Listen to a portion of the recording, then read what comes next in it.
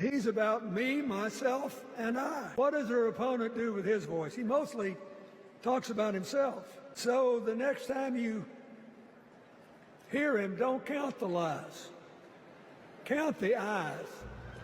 You know, it's amazing to me how you guys complain about him talking about himself and all that, which he actually doesn't do. He usually talks about y'all. But you say he talks about himself, but you guys actually spent the past 3 nights and counting talking about nothing but him and not your plans for this country. You know why that is? Because you have no plan for this country. What bothers me is that you guys say that Kamala is for the people.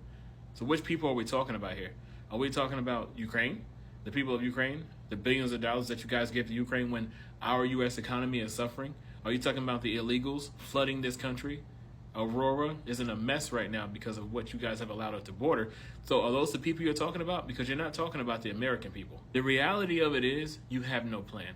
And the only plans that you have uttered so far have been stolen from Trump. Your plan is to not worry about the border the way it needs to be worried about, which hurts the American people, which hurts the economy, which hurts our tax dollars. But the thing is, if you're here illegally, it hurts the U.S. economy because we're footing the bill for them to be here. And then you guys want to go ahead and allow men to go into women's restrooms because they want to identify as one of them, which hurts women, which hurts young children. This has happened and it keeps happening on a daily basis. If this were Trump, say Trump was in office these past 4 years, even though you guys continue to blame him for stuff that's outside of his control because he's been out of office for 4 years. If he had been in office these past 4 years and the economy is the way it is, and he came around saying, I want another shot, give me another 4 years, you guys would be crapping on him. Say, why would we give him another 4 years? Look at the state that this country is in. But it's okay for them to do it, right? They're asking you for another 4 years. Over these last 4 years, they didn't do anything to fix the problems in this country that they're blaming Trump for. You're continuing to blame Trump for something that you could have fixed and corrected a long time ago. So if this were Trump asking for another 4 years and this country is in the condition that it's in, you guys will be all over him. They're doing the same thing. All they're doing is switching who's on the front line. They're asking for you another 4 years of struggle. They're asking you for another 4 years of not being able to afford groceries for your kids, formula for your kids, a decent gas price to put in your car to make it to work every day so you don't have to ride a third-party app in order to save money.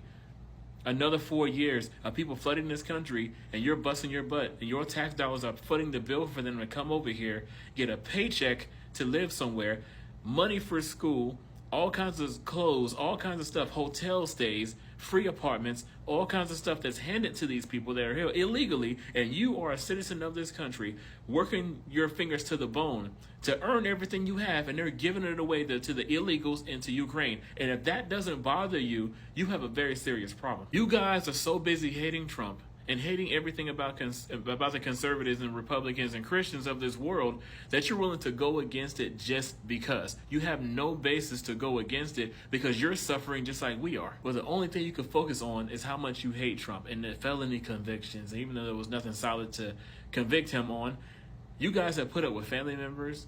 You guys have put up with people in your relationships, people that you let inside your body, people's bodies you went inside of, for way heavier infractions than a politician that you don't even know personally.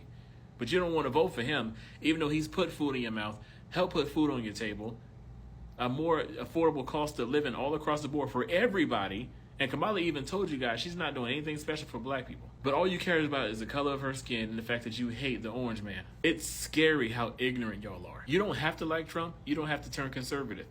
But if all this struggle and these unnecessary expenses, high gas prices, high apartment prices, all these things, if that's not enough for you to want something different, then you deserve everything that's going on in this country right now. So don't cry about it if she gets in, which she won't.